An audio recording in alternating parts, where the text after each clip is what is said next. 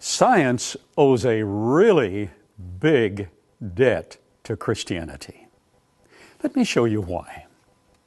On past broadcasts, I've alluded to the fact that scholar and author Colin Russell in Nature magazine, the world's most prestigious scientific journal, stated that science is deeply indebted to Christianity and has been so since the scientific revolution. Recent historical research has uncovered many unexpected links between scientific enterprise and biblical theology. Science owes a debt, but it is a really big debt. Let me show you why.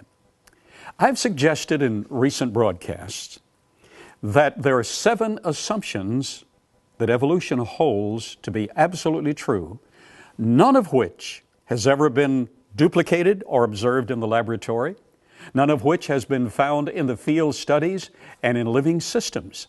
Yet they hold to this because naturalism has a natural appeal to the natural man.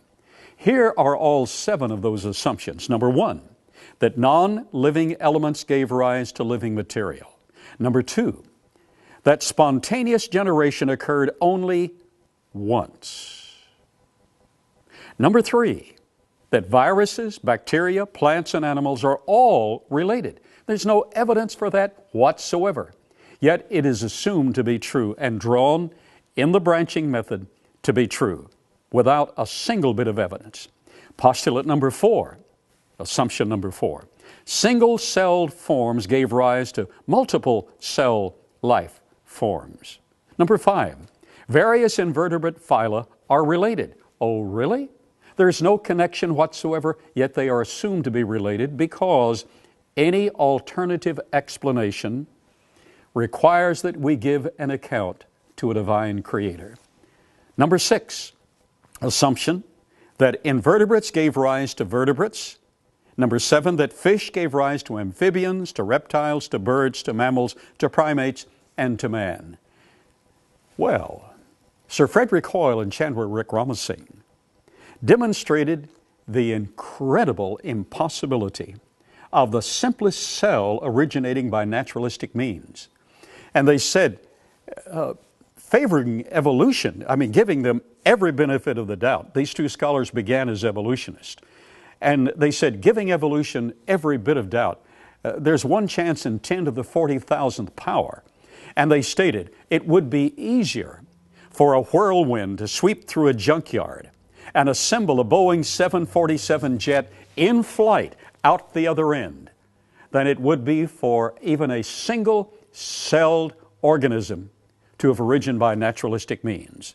But it really is much more difficult than that. I'm telling you, science owes a really big debt to Christianity for the truth. Let me illustrate it like this. Recognized scholar Morowitz published some years ago a calculation.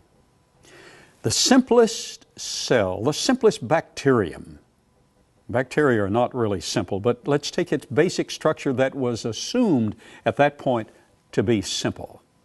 The simplest bacterium has an energy content in the chemical bonds of all the atoms assembled in the proteins and in the system itself.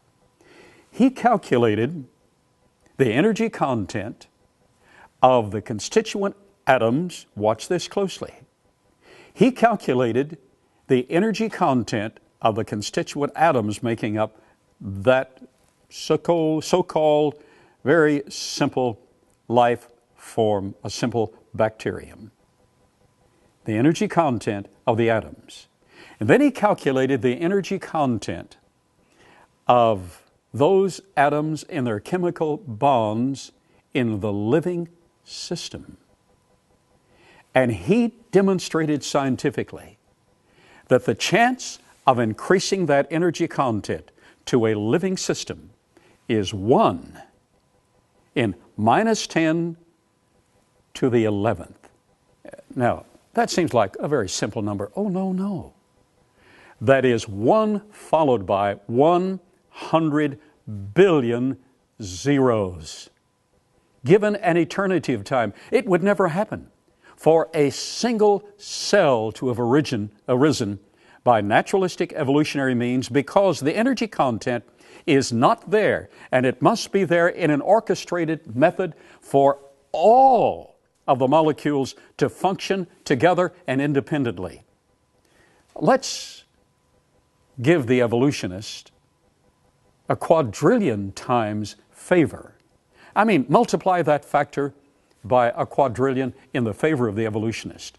You still have 1 followed by 99,999,999,985 zeros. I'm saying to you that science owes a really big debt to Christianity for the truth.